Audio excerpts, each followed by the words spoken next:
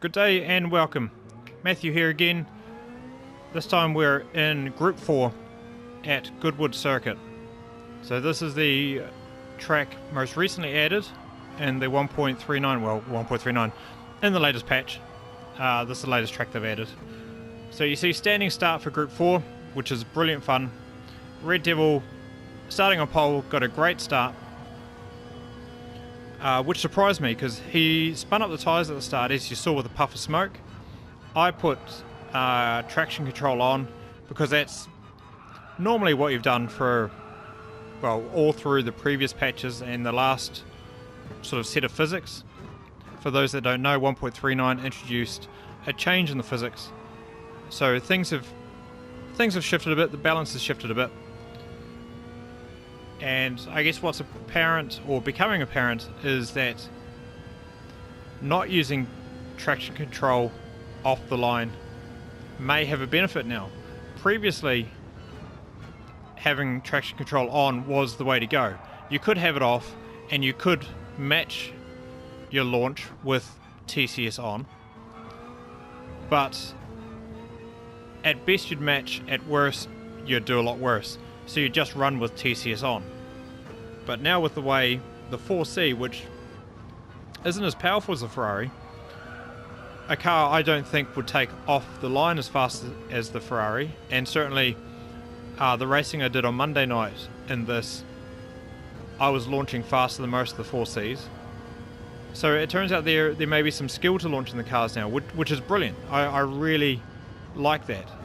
And maybe it hints at a change for the better in the low speed physics of GT Sport, which has been a bit of a problem since the beginning, and it has been a commonly complained about point in Gran Turismo's physics.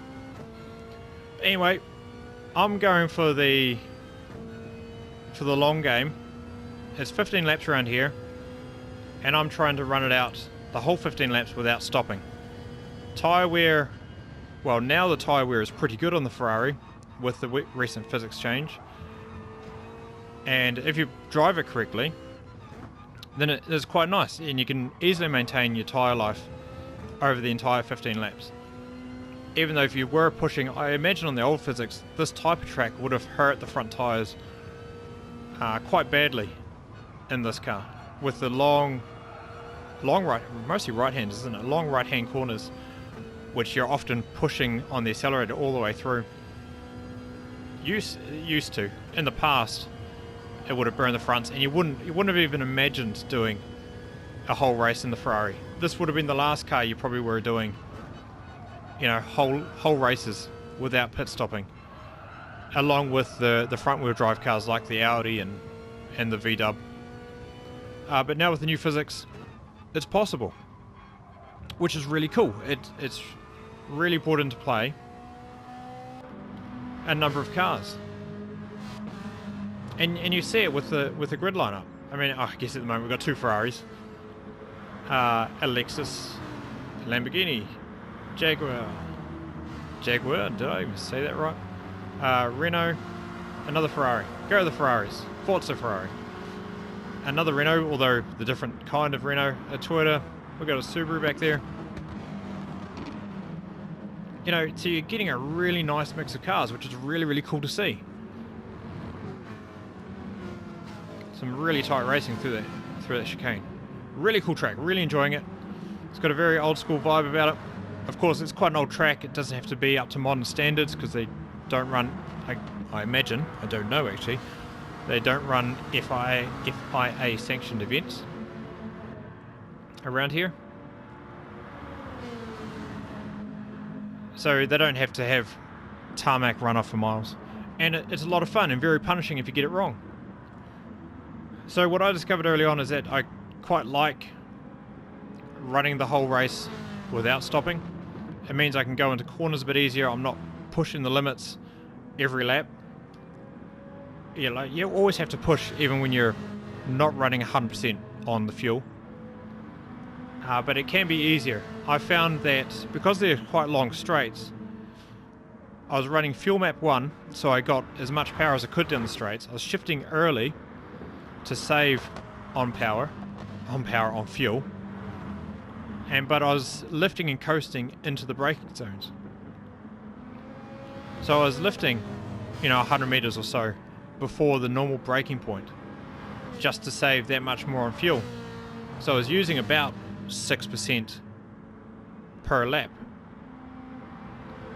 And that was enough to just get across the line into lap 15 with nothing in the tank. Two races tonight that I did prior to this one, I ran out of fuel just before the finish line, but had enough of a buffer to second to do it. But anyway, enough rambling. I'm rather excited with the racing that the new physics have generated and this track, and maybe just new track, some different cars being thrown out there. It may all settle down. I imagine it probably will settle down in a few months. But at the moment, there's some really good racing to be had. And Art Albon had been pushing me most of tonight. This is my fourth race tonight. And the first race, he had hunted me down.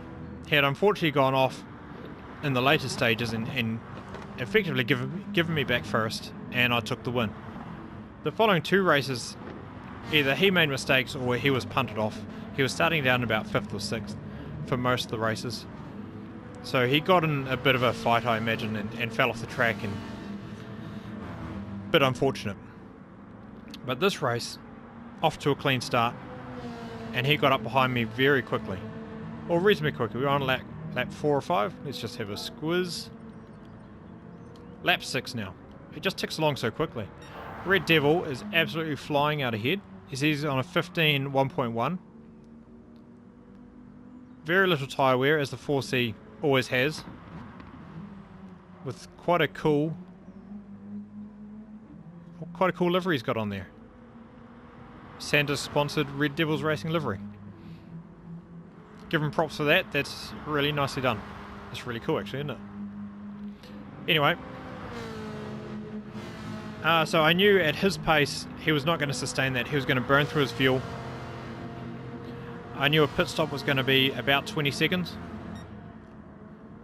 So it was just a matter of, I knew he was going to end up further back in the pack. Probably didn't quite have the pace to have the pit stop and then catch back up. He wasn't really saving any fuel at all. So I was just concerned about Art Albon. And maybe John. I wasn't sure. This is my first race with John for the night. In 4th, I wasn't sure how his pace was on fuel saving with the Ferrari. But considering I was ahead and somewhat pulling away little by little from John, I was pretty happy with my pace against him. But it was the Lexus that I was worried about. And the Lexus harasses me and harasses me and harasses me every time. We'll just jump into my view and you'll get an idea, because I'm lifting just before the braking zone and then braking into this corner. Art takes quite a different line, or Albon actually takes quite a different line. He goes a lot faster through that first part of that chicane and then brakes more heavily for the second part. So two different theories into that combination of corners. But he was always catching me quite hard through there. But he was also saving fuel while harassing my bumper pretty much all race so far. And it only gets worse as the laps go on. But every time down this straight he'd catch me.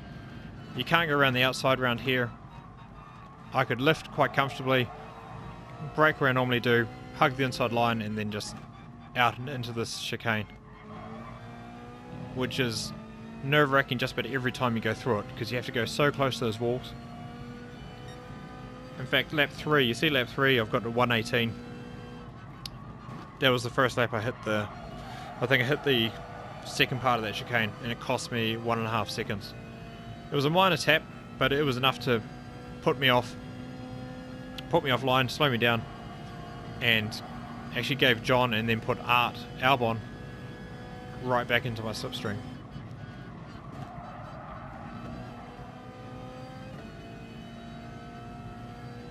So we jump forward to lap 9, going into lap 10. Red Devil pits. Had 9 left in the tank, so I knew he was going to be sitting in there for a while. And he comes back out 5th.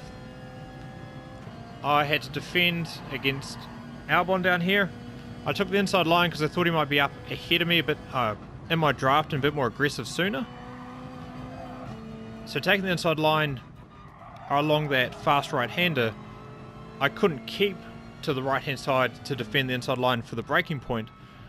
The car drifted wide. He took that inside line from me, and I couldn't turn back on him, so I had to let him go past. And he was away, and he started pulling away reasonably quickly. You know, a few tenths per sector, which had me a little worried. He got the gap out to about a second, I think, in total. I have no choice but to lift and coast into the braking zones because I've made my bed, and I know that's how the car drives. How to save fuel in the Ferrari. Albon did seem to take that corner a bit wide and was a bit weaker out of that last corner, which I'd noticed in the rear view most of the race, that he was running wide and using that wide line, which can be effective. You can take that wide line, dip 2 wheels on the dirt and be faster down the straight, but it is pretty tight. If you get it wrong, it will cost you time. End of lap 12, heading into 13. Coming up on a back marker. I had slowly eased back the gap to about half a second, maybe 0.4 around here. So I'd gained on him a little bit. I think he made a small mistake into the fast right-left chicane earlier in the lap, in the previous lap, which allowed me to gain, and then I closed up on him through that chicane. I think I was a little stronger through the chicane than he was. I took that corner quite well, got into his draft. I was thinking about on the braking zone, but I was too far back to really dive from this position. So lift and coast, brake where I normally do, keep saving the fuel. So he goes deep, and then he always comes back across to take this corner. That's just his racing style, and his line was working for him. I preferred taking it easier into the first corner and then getting a better run for the second corner. Once again, into the slipstream of the Lexus. This one here, if I could get up the inside of him, down into the tight right-hander, I could be ahead. Bit too far back at this stage, so once again, lift and coast. Just ease off the throttle. He gets a bit slidey, a bit squirrely. I have a look up the inside here. Don't really want to go side by side through the chicane. He's still gathering it up. Goes too wide. Drifts off. And I get up the side. That Lexus has some good straight line speed. We go side by side in here. I have my nose ahead, and he does just give it to me. I only just gave it to me though. Ran a little bit wide in the exit. It's cost him, he's about half a second behind at this stage. Just going to jump back to him. He does burn his tyres a lot more than me, but he has saved a bit more fuel than I have. And I guess with what's that, 15th place there, giving him a bit of a free draft. Having a back marker there can be nice. We'll just jump back, and his perspective from that one.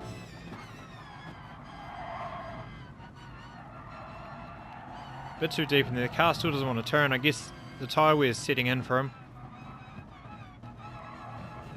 And just a bit too wide. Not taking a great line through there. Obviously upset a bit from the previous corner, which is easy to do and hard to gather back up your thoughts. He didn't really have much of a choice. I gave him the room as soon as I saw him behind me. I nearly went off there too. Really well done to gather it up there.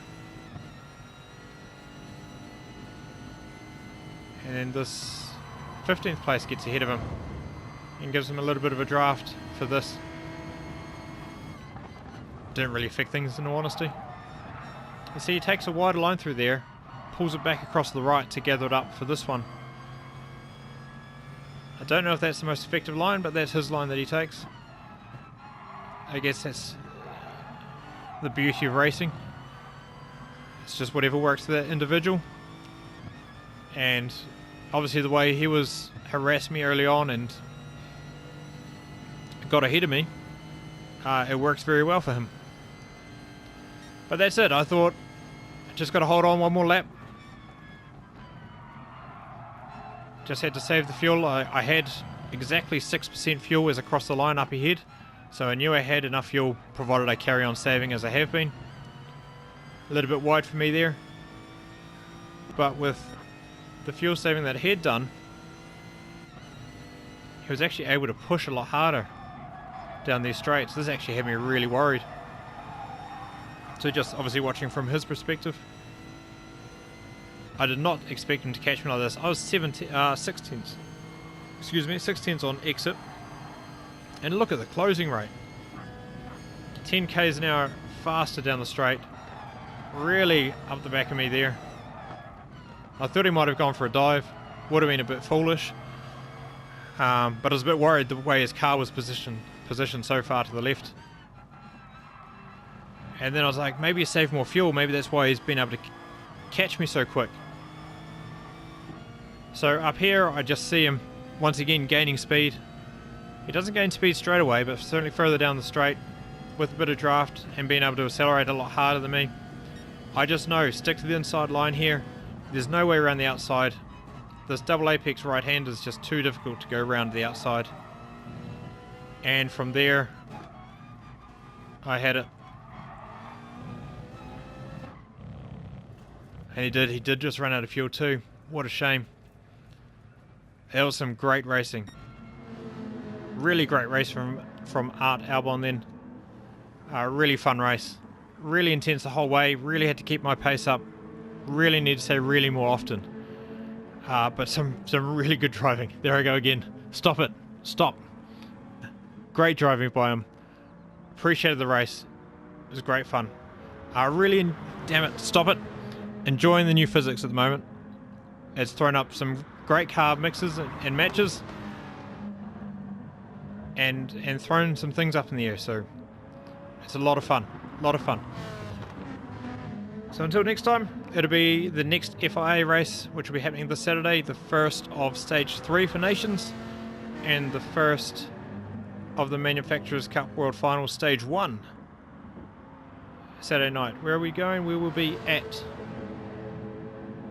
I know it's Interlagos for Manufacturers and Dragon Trail Gardens. Group 3 at Dragon Trail and Group 4 at Interlagos. It's going to be fun. Hope to see you there. I'll be streaming on Twitch. Otherwise, you'll see my reviews up on YouTube then. Thanks for watching, and we'll catch you next time.